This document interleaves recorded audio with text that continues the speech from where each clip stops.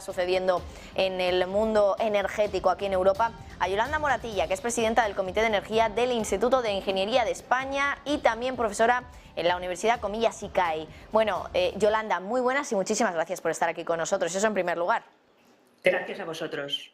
Y te quería preguntar, pues precisamente por esta preocupación que tienen en Europa de que esto vaya más allá de la infraestructura del Nord Stream. Por el momento solo tenemos esto, pero ¿de verdad debe preocuparse Europa porque otras infraestructuras también quizá de índole energética, podríamos decir, puedan verse afectadas?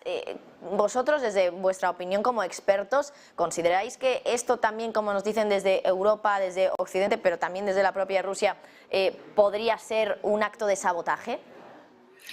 Hombre, en principio esto sí parece un acto de sabotaje, pero vete tú a saber de quién realmente, porque realmente a mí no me entra en la cabeza que Rusia haya querido realmente poner fin a lo que es el gasoducto, porque nos tenemos que dar cuenta de una cosa muy importante. Ahora mismo por el gasoducto está liberando presión porque está saliendo gas, está saliendo el metano, ¿no?, a la atmósfera. Esto conlleva una serie de riesgos ahora mismo que hace prácticamente imposible que se pueda reparar esa instalación, porque no hay flotabilidad en la columna de líquido del agua gasificada, ¿no?, con lo cual ningún barco ahora mismo podría atravesar por ahí porque se hundiría.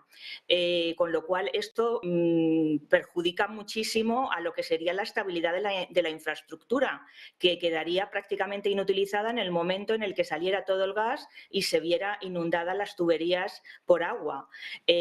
Además, tampoco tiene sentido porque Rusia podía cerrar, como ya había hecho, las válvulas y directamente dejar el gas ahí, ¿no?, o incluso sacarlo y meter gas inerte para tenerlo presurizado y que no colapsase la estructura. Por todo esto se hace realmente complejo y realmente hasta que no se pueda ver cómo son los agujeros que haya quedado, si ha sido una implosión hacia adentro o una explosión, porque realmente una explosión ni siquiera haría falta poner explosivos en las tuberías para que se realizasen esas explosiones. Simplemente manejando las válvulas y los compresores puedes generar un golpe de ariete y esas dos explosiones que se han visto en los sismógrafos directamente serían esos golpes de ariete, que no son más que unas ondas de presión que hubieran bueno, pues hecho el comienzo de las fugas, ¿no? Entonces es todo muy complejo y realmente hasta que no haya esa investigación que han dicho y cuando se haga esa investigación, si realmente van a ser dentro de 2 semanas, muy probablemente quede totalmente inutilizado ese gasoducto, cosa que tampoco tiene mucho sentido, ¿no? A no ser que se esté mirando ya a muy largo plazo y que se quieran cortar absolutamente las relaciones y que no haya posibilidad de un acuerdo, ¿no? En cuanto al tema de otras infraestructuras, no creo que sean ahora mismo que tengamos que preocuparnos porque realmente el problema es el gas. Y el gas, bueno, pues realmente si ya queda inutilizado el Nord Stream, pues realmente nos dejan ya pues en una situación muy, muy mala realmente. Bueno, Yolanda, quiero hacer hincapié en 2 cosas que has dicho. Por un lado, eso que has dicho de que quedaría inutilizado ambos gasoductos y que, por lo tanto, en tu opinión, se hace difícil pensar que pueda ser la propia Rusia. Inutilizado por el momento, entiendo. ¿Cuánto tiempo tardaría reparar un daño así en el gasoducto? No, es que quedaría inutilizado indefinidamente porque esas son unas tuberías muy largas y con unos diámetros muy grandes. Si esas tuberías realmente se llenan de agua, date cuenta que a la profundidad en la que están es que sería prácticamente costosísimo el retirar esas tuberías y volver a poner tuberías nuevas. Sería prácticamente como hacer otro gasoducto nuevo. En las plataformas petrolíferas lo que es más costoso es precisamente si se produce una gasificación del agua, que es lo que está ocurriendo ahora mismo aquí. Precisamente ¿por qué? Porque se hunden las plataformas, ¿no? Y aquí lo mismo, es que aunque se quiera, no se pueden acercar barcos, ni robots, ni nada, ahora mismo en todo lo que es la columna del agua gasificada que tenemos. Por tanto, efectivamente, hay que esperar, pero si se espera y se llena de agua, pues es un problema ya estructural que prácticamente, en mi opinión, quedaría indefinidamente tocado.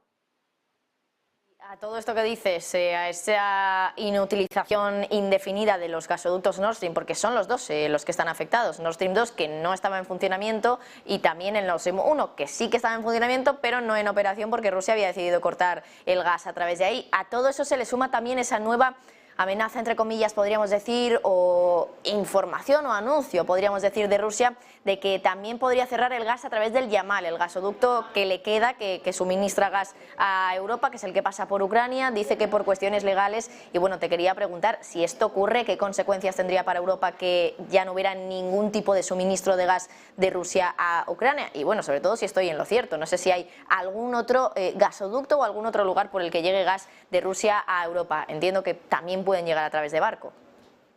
Efectivamente, pero realmente la situación es que Rusia, en mi opinión, quiere cortar ya el gas para ponernos en una situación muy, muy difícil. Si realmente lo corta, aunque nosotros tenemos las reservas, toda Europa, bueno, pues para aguantar perfectamente el invierno, o no perfectamente, pero sí con algunas limitaciones o restricciones,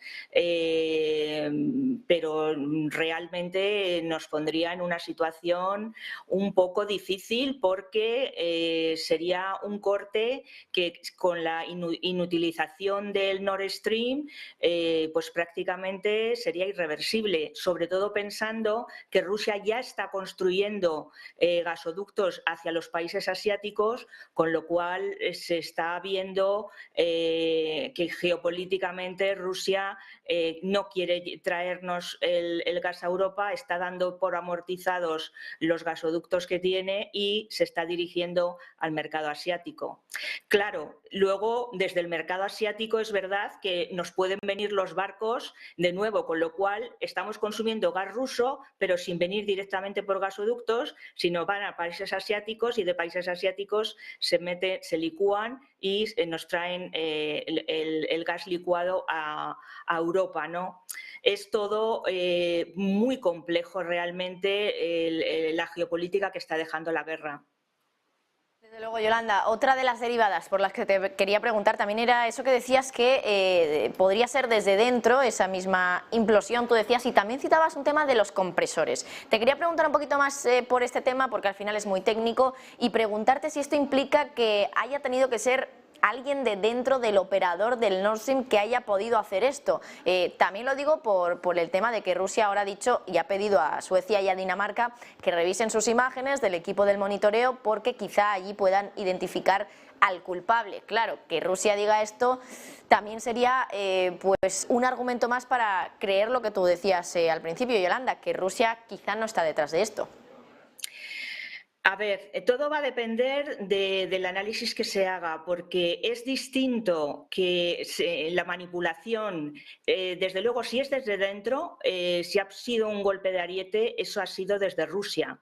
Entonces no se vería ningún barco, porque lo que se tendría que ver es algún barco que haya ido y bajar unos buceadores, poner unos explosivos, o sea, no es algo baladí, ¿no? O sea, es algo que tiene que estar muy bien pensado y efectivamente las cámaras pues podrían identificar ese barco perfectamente.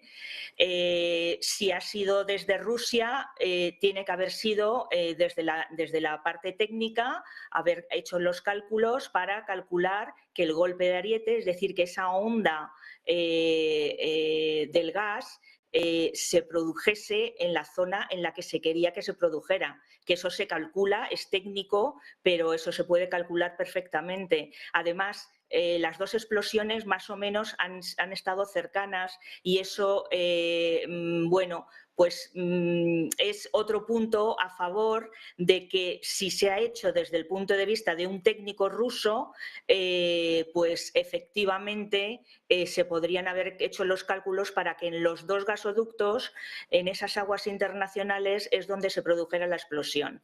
Pero si realmente ha habido algún barco que ha ido para poner los explosivos, yo ahí ya no estaría segura de que hubiera sido Rusia. Pero claro, a saber quién ha podido ser, ¿no?